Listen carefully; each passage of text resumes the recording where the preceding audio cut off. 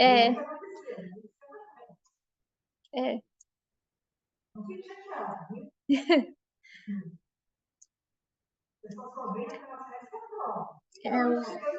Oi, Oi, novamente. o Matheus ainda não entrou, né? Quer esperar um minutinho? Tem mais um minutinho até começar, né? Se você quiser começar com a sua apresentação, aí quando você terminar, a gente vê se consegue falar com ele, Tá bom, eu vou abrir aqui. tá bom? Uhum.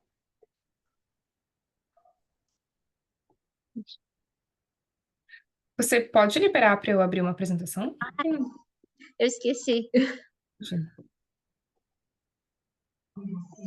Pronto. Acho que tá liberado.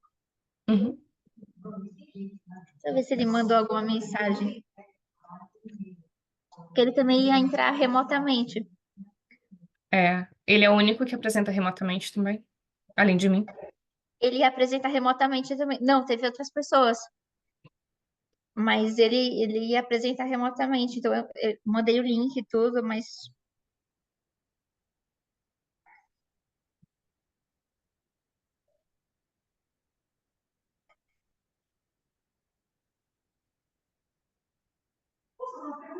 claro.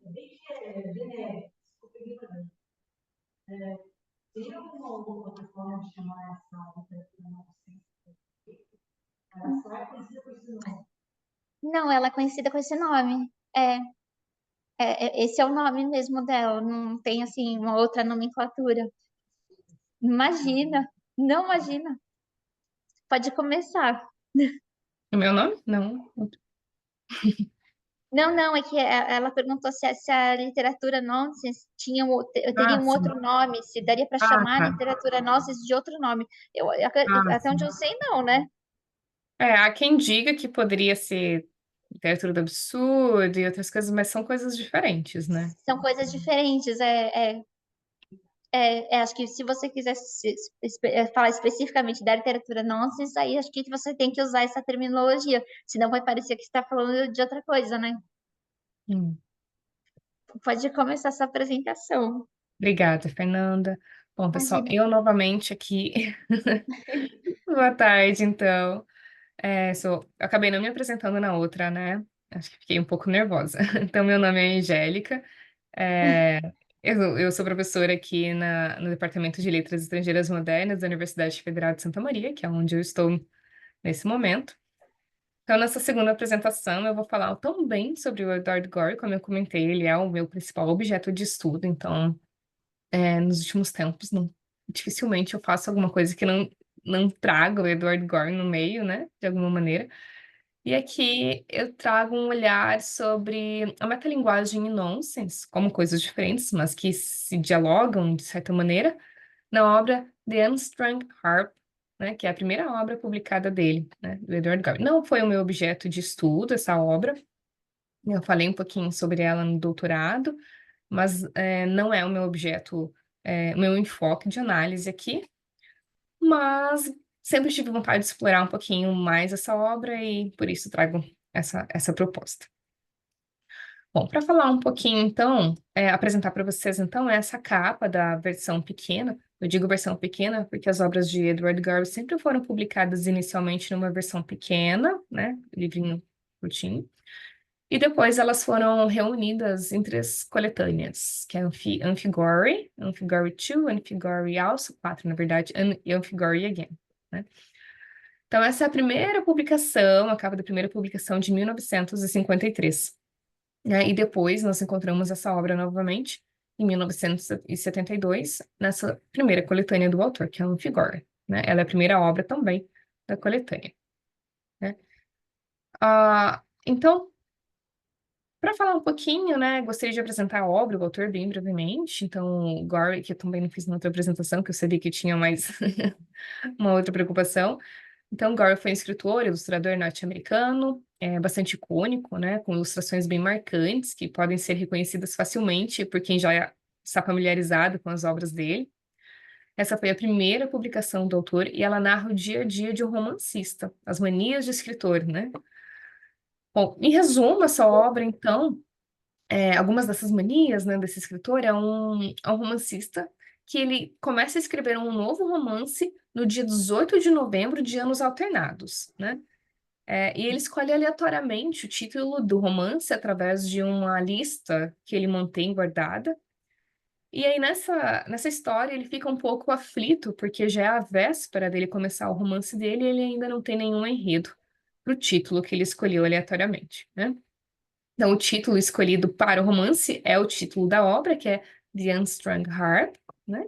Que é a harpa não tocada, né? E aí nós já começamos com o nonsense aqui, o que que é uma harpa não tocada, né?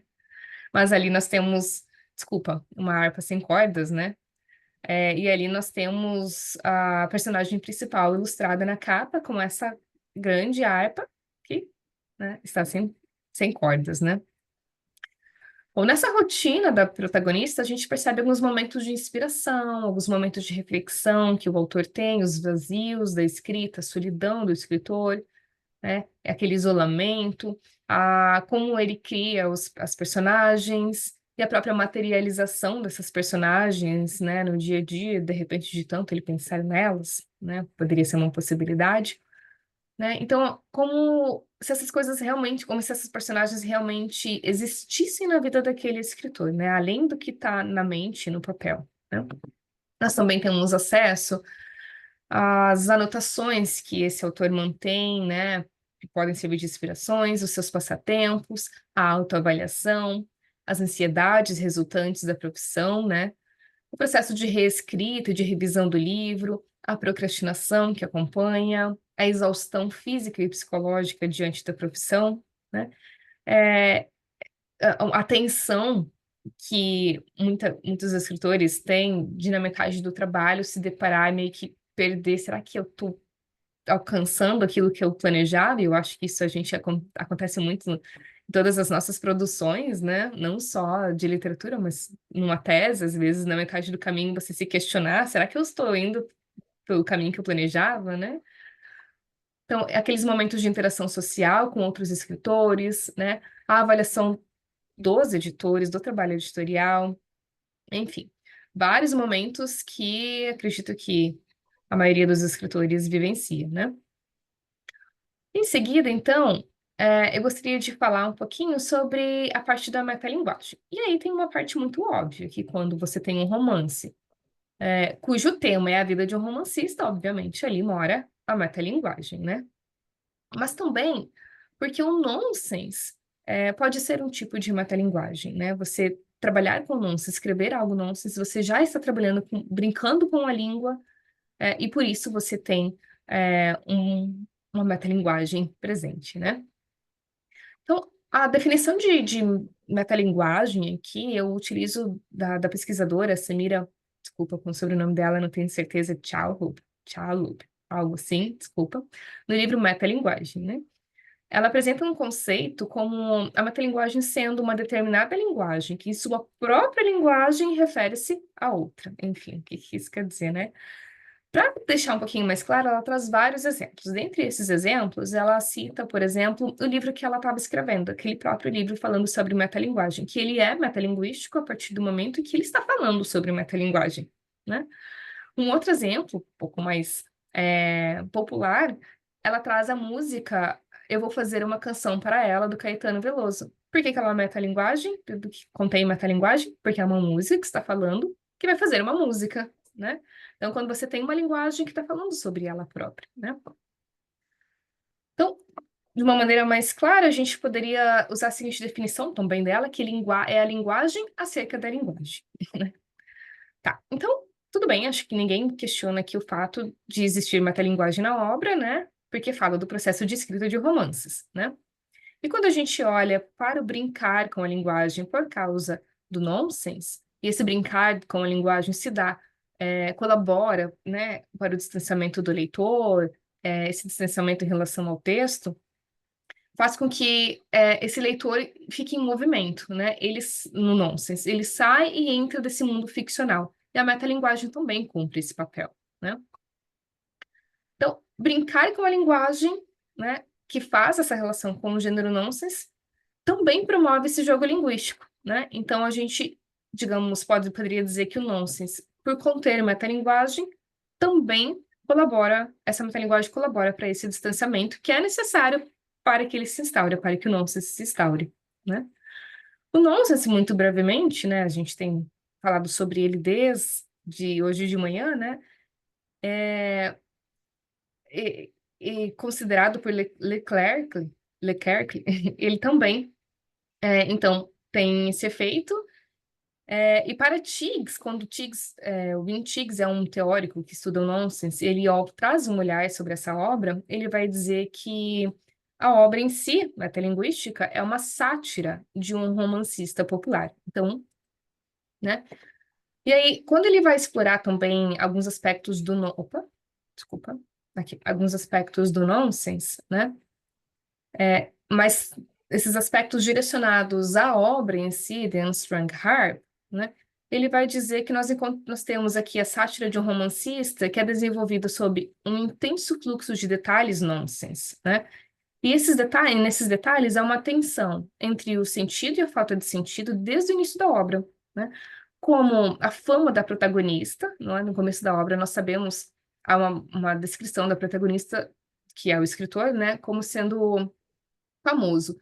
Mas aí nós temos duas expressões que questionam isso, deixa esse balanço entre será que é realmente famoso, né?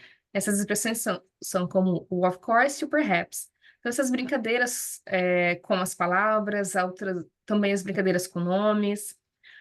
Na primeira cena da narrativa, nós temos o Mr. Earbrush, né, que é a personagem principal, fazendo análise de um jogo de Talking Book, né? Um jogo não nada conhecido para o nosso contexto, mas conhecido no contexto idealizado, né, por Edward Gorey, né? E quando ele está fazendo essa análise do jogo, é um jogo que foi inacabado em outra estação, em outro momento, né? Então, assim, quem é que faz análise de um jogo que foi parado por muito tempo, né? Então, o William Tiggs vai dizer o seguinte, que a história ela se transforma num relato de vazio cerimonial que se torna paradoxalmente frenético. Então, é uma harpa sem cordas, é um instrumento musical que não pode ser tocado, mas que, ao mesmo tempo, ele é separado para um recital, né? Então, a própria capa ali, como eu apresentei antes, já tem essa tensão. Opa, desculpa, gente.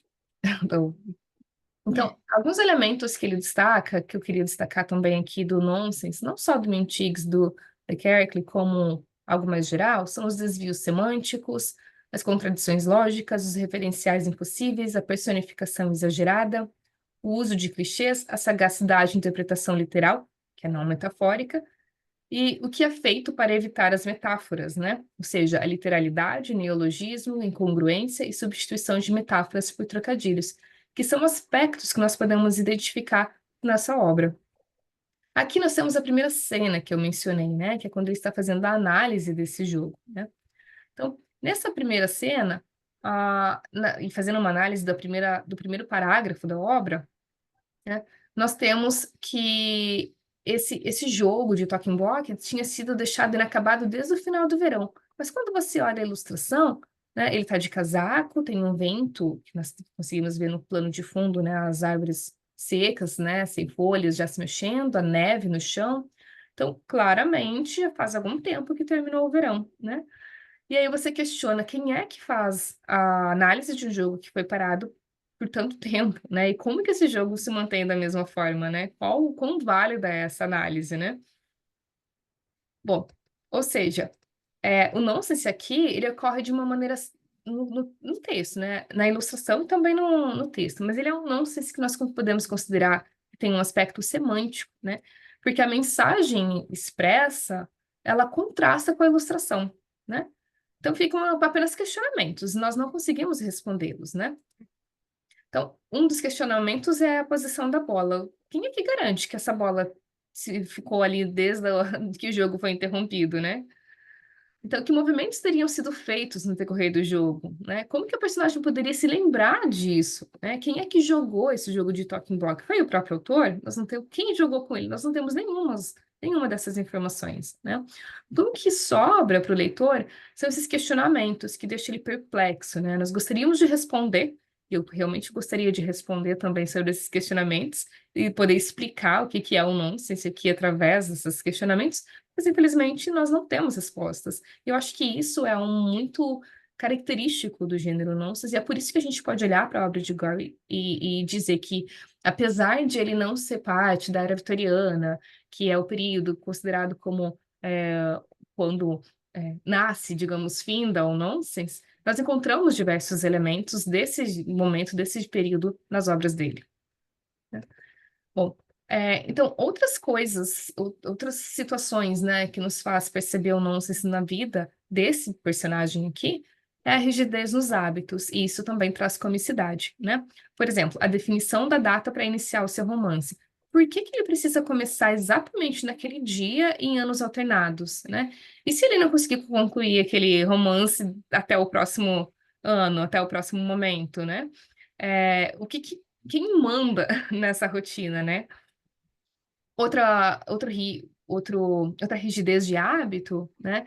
É que para ele escrever o romance, ele usa uma roupa específica, né? E aí você pensa, poxa, talvez ele, né, é uma roupa que remeta a algum momento, né? Mas aí no próprio texto a gente tem uma explicação de que essa roupa precisa ser vestida de trás para frente e que a origem dessa roupa é esquecida e de importância desconhecida. Se é de origem esquecida e de importância desconhecida, por que é que ele tem que usar exatamente essa roupa para escrever, né? Então, essa rigidez nos hábitos sem explicação nenhuma, né? Outro momento é quando ele diz que um dos melhores dias de escritor, né, dele, foi quando ele escreveu tanto e com tanta intensidade que ele se sentiu doente quando parou, né? Então é um paradoxo ali, né? Por um lado, que bom, foi um dia bom porque escreveu muito, né? Mas assim, escreveu tanto a ponto de se sentir doente e ainda assim ser um dia bom, né? Então essa confusão aqui, né? Então, o exagero que a gente tem na obra também colabora para que se estabeleça o humor, né? Ah, o desgaste físico e emocional que o autor tem em relação à produção do seu romance, né, é evidenciado em diversos momentos, né? Quando ele se cansa da obra que cria, ele enjoa das personagens, ele desgosta das escolhas lexicais que ele fez, né?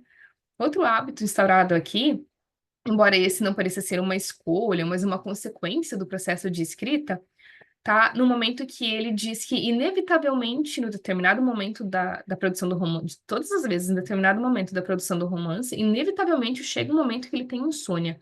Quer dizer, como é isso? Inevitavelmente você tem insônia. Se você sabe que você vai ter insônia, né, exatamente naquele momento, né?